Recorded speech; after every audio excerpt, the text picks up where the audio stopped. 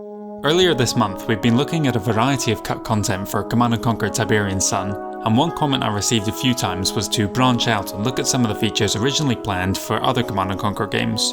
So that's exactly what we're going to be doing today, starting with Red Alert. Now, there isn't much that didn't make it into the final release for the original Red Alert, and that's perhaps not surprising when you consider the development history of the game. Originally it was conceived as a prequel expansion for Tiberian Dawn. Many art assets are actually shared between the two games, and Red Alert was more of an evolution of that older title. Since Westwood wasn't creating a new title from the ground up, the game underwent fewer changes to its development that would lead to features being cut out. That said, there are a handful of things that we do know of, and I'm going to start by looking at a pair of units originally intended for the final expansion of Red Alert, the Aftermath. The first of these did actually make it into the game, but in a limited capacity, and that is the Phase Tank. 2 missions are dedicated to the capture and use of this experimental vehicle, but during the development the original plan was for this to be part of the Allied tech tree and fully usable alongside other Aftermath units.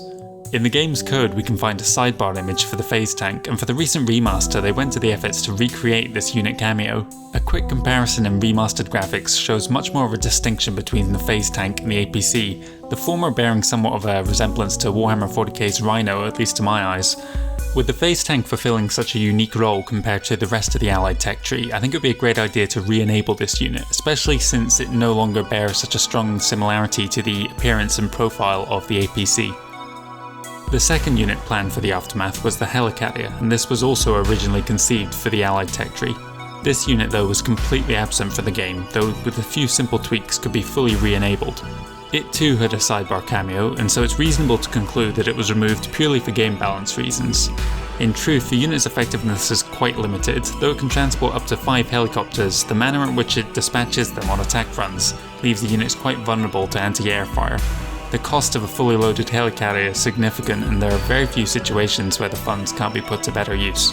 There is a simple way to re-enable both units in the remaster, and that is through a user mod by CC Hyper on the Steam Workshop. Searching on the workshop for either unit will point you in the right direction. This mod actually adds the Helicarrier to the Soviet faction, where there is more of a role for it compared to the Allied naval units. I'd be interested to hear if you guys can think of any novel strategies that you might concoct for these two, especially among some of the campaign missions.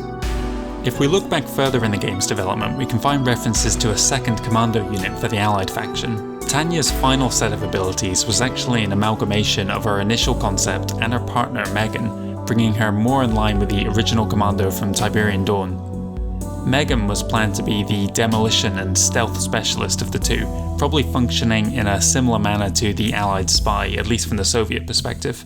Residual sprites are present in the game's code for Megan, and you can also see her in some pre-release artwork for the game.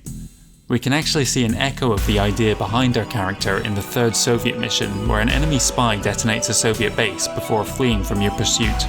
There's no way to know whether this would have been Megan at one point in development, but it's an interesting parallel between the two. The last piece of cut content I'll talk about in this video was a pre-release demo level known as On the Prowl.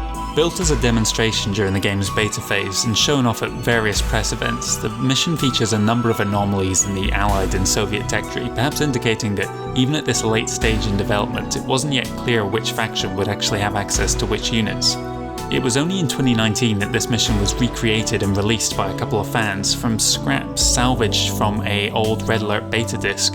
If you're interested, I actually have a playthrough where I created a level when it first released in 2019, you can find that on my channel. But that about covers it for cut content from the original Red Alert, so all that's left to say is thanks very much for watching guys, and I hope you've been enjoying this series. If there's a particular game or a piece of cut content you'd like me to feature in one of these videos, then feel free to leave me a comment. I always enjoy reading what you have to say. I'm working on a couple more Red Alert videos at the moment, so they'll be coming soon in the next couple of days. So thanks again for watching, and I hope you join me for another video.